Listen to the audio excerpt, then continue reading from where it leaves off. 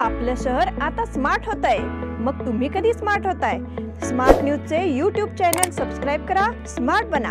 नोटिफिकेशनसाठी bell icon पर click करा। नमस्कार, मैं अनुजा पाटिल स्मार्ट प्लस के आज के समाचार में आपका स्वागत करती हूँ। शुरुआत में एक नजर आज की सुर्खियों पर। अब रूस के निशाने पर है यूक्रेन की राजधानी कीव। हिजाब के संबंध में फैसला अदालत ने सुरक्षित रखा। जिले के 12 लोगों की वापसी के लिए प्रयास शुरू। विधायक अभय पाटिल की घरकुल योजना का उत्साह के साथ स्वागत। बाल साहित्यकारों को मिला कलाविष्कार का मंच। रोटरी क्लब द्वारा पोलियो टीकाकरण के लिए जागरूकता फेरी। रंगोली के सप्तरंगों में खुशियों के दीप चमकाए, आराधना के साथ अपनी दिवाली मनाए। कपड़ों की दुनिया में एक भरोसेमंद और गुणवत्तापूर्ण नाम आराधना। गृहलक्ष्मी की सुंदरता की पहचान है साड़ी। घर की औरत का रुबाब और संस्कृति की देन है साड़ी। इस दिवाली के सुनहरे मौके पे आराधना लेके आए हैं महिलाओं के लिए मनपसंद साड़ीज और रेडीमेड सहित बच्चों के लिए आकर्षक और मनपसंद ड्रेसेस। पुरुषों के लिए जेंट्स वेयर में shirt, T shirts, jeans, formal और भी कई प्रकार के ड्रेसेस। जल्द ही अपनी मनपसंद ड्रेस खरीदे सिर्फ आराधना में। बेलगाम के वस्त्र जगत में बहुत ही बढ़िया है आराधना। नए कपड़े पहन के दीजिए दिवाली की शुभकामना। आराधना, मारुति गली, बेलगाम। अब समाचार विस्तार में। यूक्रेन की राजधानी कीव में रूसी सैनिक पहुंच गए हैं। ऐसे में यूक्रेन के राष्ट्रपति व्लादिमीर जेलेंस्की ने अपने ट्विटर पेज पर एक वीडियो शेयर किया है। व्लादिमीर जेलेंस्की ने कीव से 2 वीडियो जारी किए हैं जो राजधानी को रूसी आक्रमण से बचाने का वादा करते हैं। संयुक्त राज्य अमेरिका ने यूक्रेन के राष्ट्रपति व्लादिमीर जेलेंस्की के कीव छोड़ने का आह्वान किया है क्योंकि रूसी सैनिक कीव में हैं, लेकिन उन्होंने अमेरिका के प्रस्ताव को ठुकरा दिया है। लड़ाई यहीं से शुरू होती है, हम हथियार और गोला बारूद चाहते हैं, जेलेंस्की ने कहा।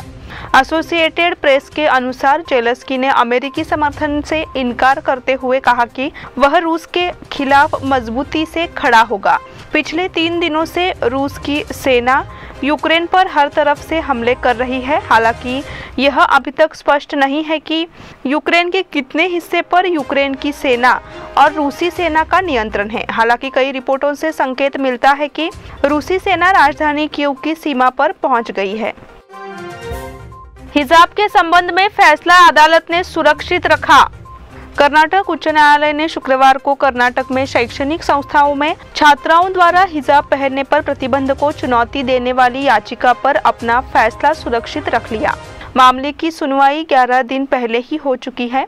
कर्नाटक सरकार ने उच्च न्यायालय से कहा है कि वह राज्य में अल्पसंख्यक शिक्षण संस्थानों द्वारा निर्धारित समान मानकों में हस्तक्षेप नहीं करेगी। कोर्ट ने गुरुवार को Karnataka state minority institution management association की याचिका खारिज कर दी। अदालत ने बुधवार को स्पष्ट किया था कि धार्मिक प्रतीकों के पहनने पर प्रतिबंध लगाने वाला अदालत का 10 फरवरी का आदेश केवल राज्य सरकार के उन कॉलेजों पर लागू होता है जहां कॉलेजों द्वारा वर्दी निर्धारित की जाती है। जिले के 12 लोगों की वापसी के लिए प्रयास शुरू। यूक्रेन युद्ध की चपेट में है जो दुनिया भर में आतंक फैला रहा है। वहां मौजूद भारतीयों को वापस लाने के लिए युद्ध स्तर पर प्रयास किए जा रहे हैं। प्रशासन को नई जानकारी मिली है कि इसमें बेलगाम जिले के कुछ 12 लोग शामिल हैं। पूरे कर्नाटक राज्य के कुल मिलाकर 347 लोग वहां फंसे लोगों में शामिल हैं। इस संबंध में राज्य के मुख्यमंत्री बसवराज बोम्मई ने केंद्रीय विदेशी मंत्री के साथ बातचीत की है। इन नागरिकों की सुरक्षित भारत वापसी के लिए भी उचित निर्देश जारी किए गए हैं। कीव में यूक्रेन के राजदूत ने राज्य के मुख्यमंत्री को आश्वासन दिया है कि उनके सुरक्षित आगमन की व्यवस्था की जा रही है। पहले खबर आई थी कि यह संख्या 8 थी। हालांकि ताजा जानकारी के मुताबिक इसमें इजाफा हुआ है, इसलिए कहा गया है कि उनकी रिहाई के लिए हर संभव कोशिश की जा रही है।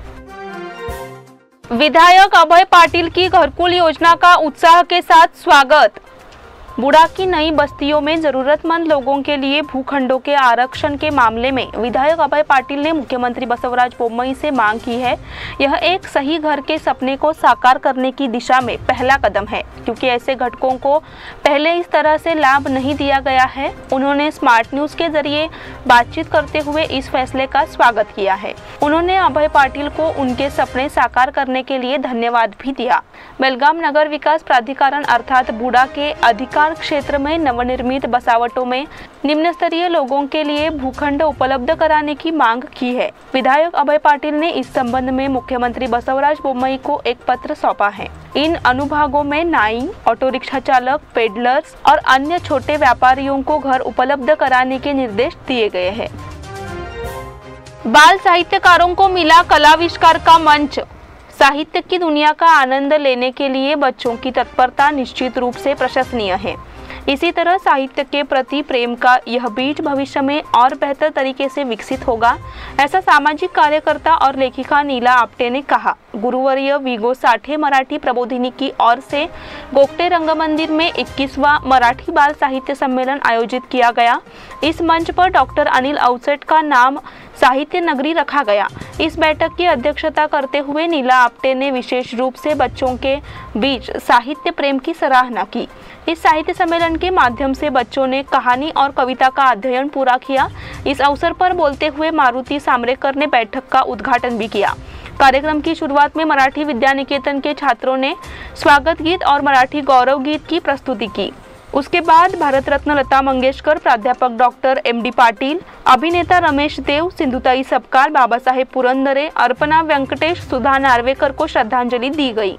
प्रबोधिनी के उपाध्यक्ष चंद्रकांत पाटिल ने सभा का स्वागत किया। उसके बाद सावित्रीबाई फुले और कुसुमाग्रज की प्रतिमा की पूजा की गई। बैठक का शुभारंभ भी दीप प्रज्वलन कर किया गया। कहानी सुनाने के सत्र का संचालन छत्रु पाटिल ने किया।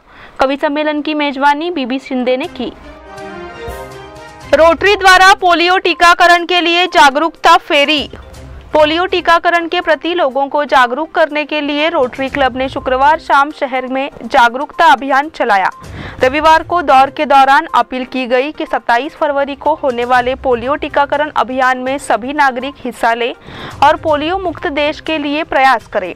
जागरूकता अभियान में स्वास्थ्य विभाग व रोटरी क्लब के सदस्यों ने मिलकर भाग लिया। रविवार को बेलगाम में 174 पोलियो केंद्रों पर टीकाकरण किया जाएगा। स्वास्थ्य विभाग ने एक दिन में 42,000 बच्चों को पोलियो का टीका लगाने का लक्ष्य रखा है। रोटरी के अनुसार रोटरी के प्रयासों से देश पोलियो मुक्त हो गया है। धर्मवीर संभाजी चौक से जागरूकता राउंड निकाला गया। इसमें विभिन्न रोटरी क्लबों के साथ इनर व्हील के सदस्य ने भाग लिया। स्वास्थ्य अधिकारियों और आशा कार्यकर्ताओं ने नागरिकों से अपने बच्चों को पोलियो की खुराक पिलाने की अपील की। जागरूकता अभियान मारुति गली, गणपत गली, रामदेव गली, किर्लोस्कर रोड से चलाया गया। अब समय हो गया है छोटे से ब्रेक का। आप देखते रहिए smart plus. Poddar brothers jewellers, a perfect blend of traditional and modern jewelry in North Karnataka, Goa and Southern Maharashtra, serving since 5 generations.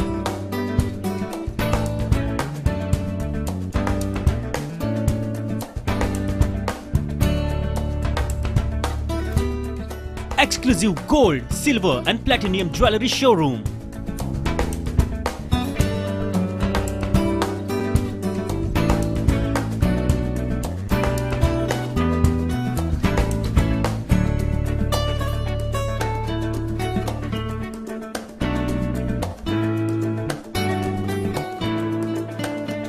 Poddar Brothers, Poddar Sons and Grandsons. Khade Bazar, Belgaum. Call is on 0831 240 5550 or 51 or 52 or 53. Visit us at www.poddarjewelers.com.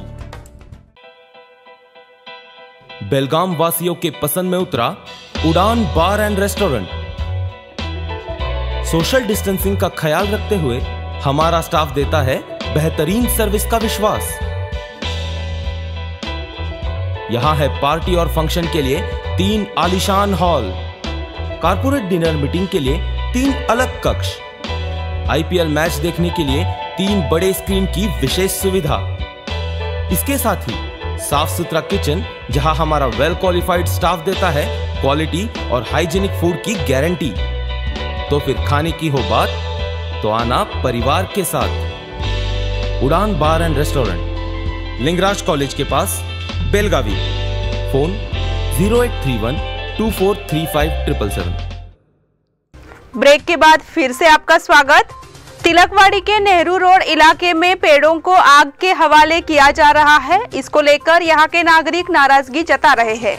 इसको लेकर नागरिकों ने नगर निगम में शिकायत भी की है। निगम के कुछ कर्मचारी पेड़ के नीचे आग लगाकर कचरा जलाकर ऐसा करते हैं। इससे पौधों को खतरा है। इस तरह पेड़ जलने और सड़क पर गिरने का भी खतरा है। इससे यहाँ से आने वाले नागरिकों की जान को भी खतरा हो सकता है। इसलिए जागरूक नागरिकों ने मांग की है कि नगर निगम ऐसी घटनाओं को रोकने के लिए कदम उठाए। इस बात की जानकारी इस विभाग के पार्षद आनंद चौहान ने निगम को दी है। साथ ही महानगर भाजपा के सामाजिक कार्यकर्ताओं और कार्यकारिणी सदस्यों प्रसाद कुलकर्णी, वसंत हेब्बालकर, राजू भातकांडे और अन्य ने घटनास्थल का निरीक्षण कर आग बुझाने का प्रयास किया। आरएल लॉ कॉलेज के पूर्व छात्रों का सम्मेलन संपन्न। आरएल लॉ कॉलेज के पूर्व छात्रों का सम्मेलन शनिवार को संपन्न हुआ। शनिवार को आयोजित इस सम्मेलन में मुख्य जिला सत्र न्यायाधीश सीएम जोशी मुख्य अतिथि के रूप में मौजूद रहे।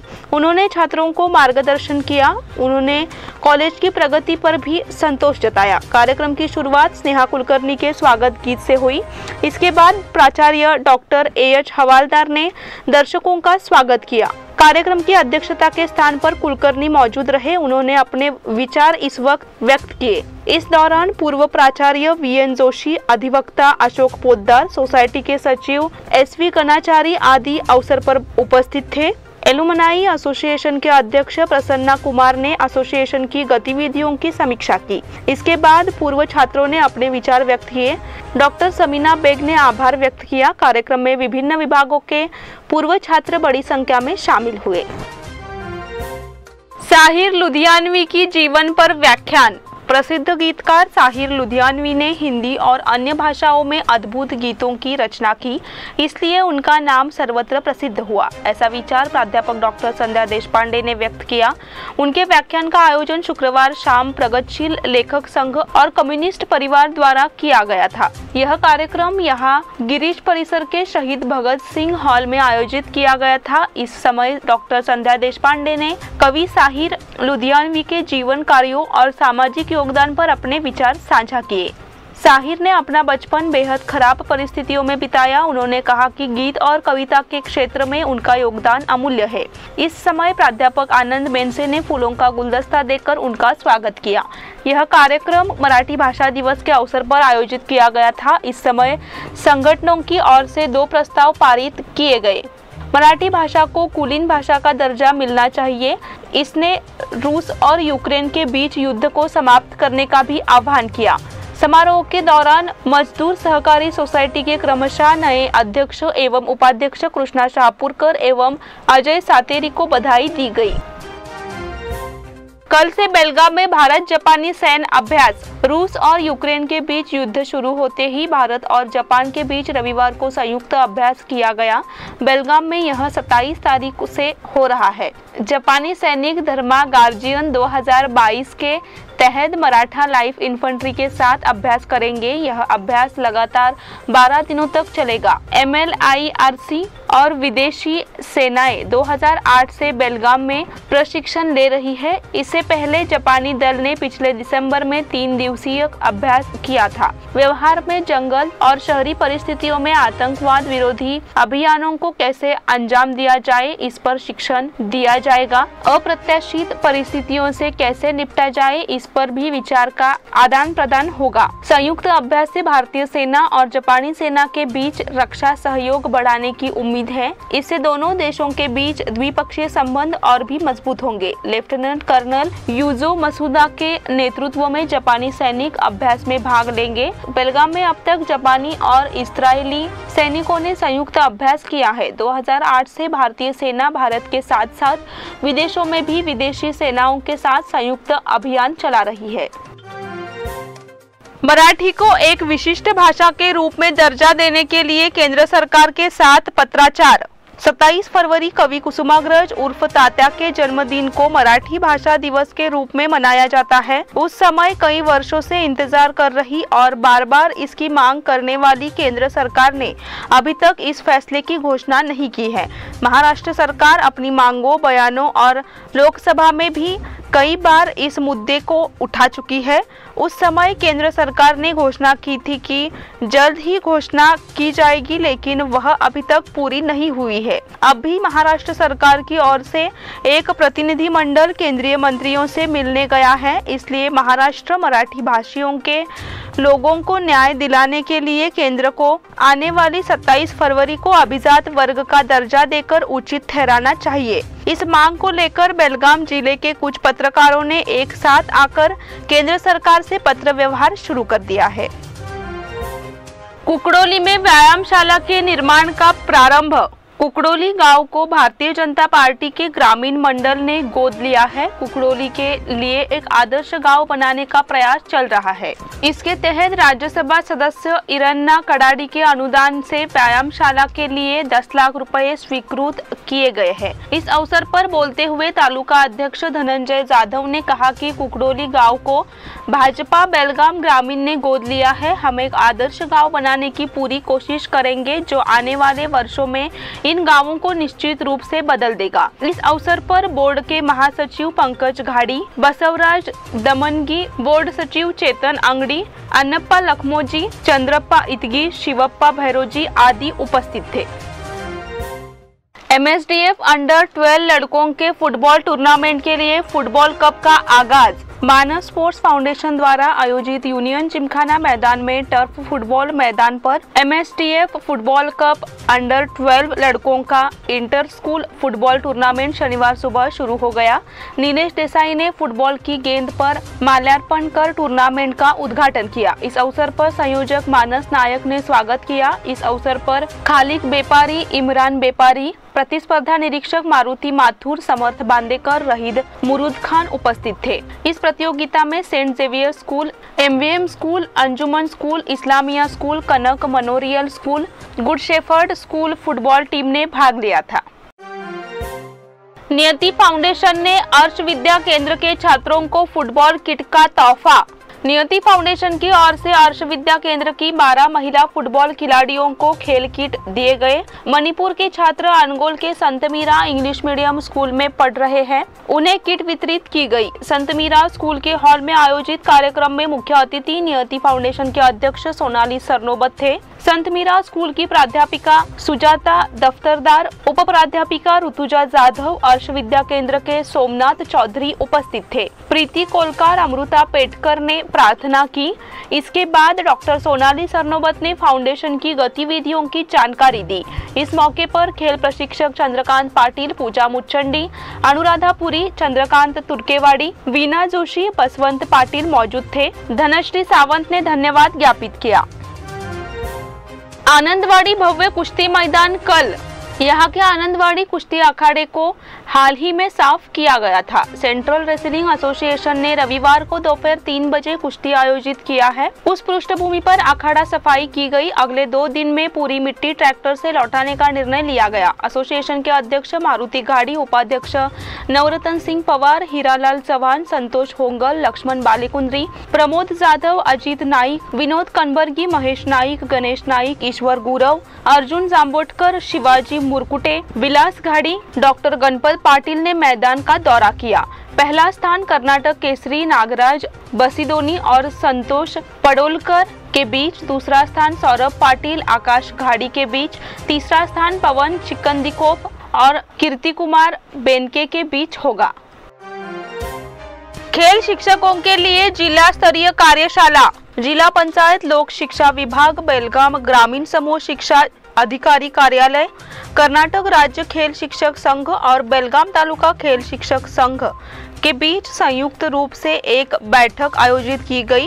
खेल शिक्षकों की बैठक में जिला स्तरीय कार्यशाला आयोजित करने का निर्णय लिया गया। डिवाइन मी स्कूल के हॉल में एक बैठक की गई थी। मंच पर जिला शिक्षा पदाधिकारी बसवराज नलतवाड़, जिला खेल शिक्षा अधिकारी DS दिगराज, समूह शिक्षा अधिकारी RP जत्तनवर, बेलगाम ग्रामीण खेल शिक्षा अधिकारी सुरेश हंचनाळ, चंद्रकांत बरगली, चिक्कोडी खेल शिक्षक संघ के अध्यक्ष नागराज थे। प्रारंभ में कैलेंडर गणमान्य व्यक्तियों द्वारा प्रकाशित किया गया था। उसके बाद जिला शिक्षण अधिकारी बसवराज नलवाड़ का अभिनंदन किया गया। इसी के साथ स्मार्ट प्लस के आज के समाचार यहीं पे समाप्त हुए। धन्यवाद।